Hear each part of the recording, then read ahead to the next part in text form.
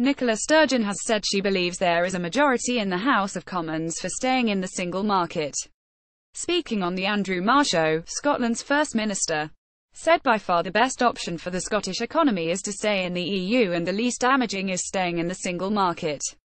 She also said she would take a decision on whether to hold a second Scottish independence referendum by the end of the year once the shape of the Brexit deal became known.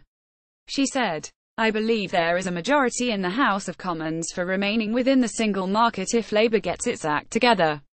The vast majority of Labour members want to see the UK stay in the single market, so if we can bring the consensus together then I believe there is an opportunity." Jeremy Corbyn has to decide where he stands on all of this. "I think most of his supporters will be deeply disappointed that he appears to be only slightly less in favour of a hard Brexit than the Tories are, and many will find that completely inexplicable." Read more. Labour grandee says Scottish Government is key to forcing second EU referendum. Ms Sturgeon made the comments before the publication of a detailed study by the Scottish Government on the implications of leaving the European Union.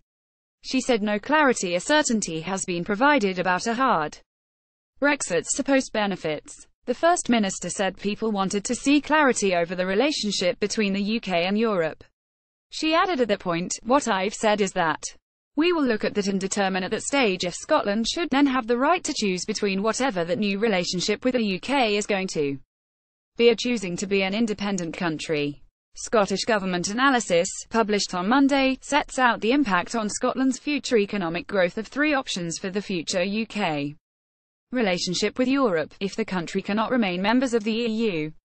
Read more. Brexiteers have had their chance and failed. The study Scotland's place in Europe, people, jobs and investment looks at continued membership of the single market, a preferential trade agreement and non-preferential access on World Trade Organization provisions.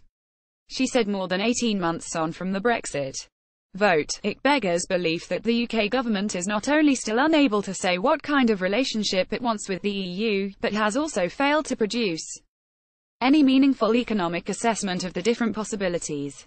Bluntly, the hard Brexiteers have had their chance and failed. Read more. Reveal Tory MSP Alexander Burnett gets £14,000 a day in his second job. A UK government spokeswoman said, "We are seeking a deal that works for the whole of the UK, that delivers on the result of the EU referendum. Rather than trying to undermine the result of a democratic referendum, we urge the Scottish Government to work with us to ensure, as we leave the EU, we protect the UK's vital internal market. Scotland trades 4 times as much with the rest of the UK as it does with the EU, so it is vital that we ensure that market continues unimpeded."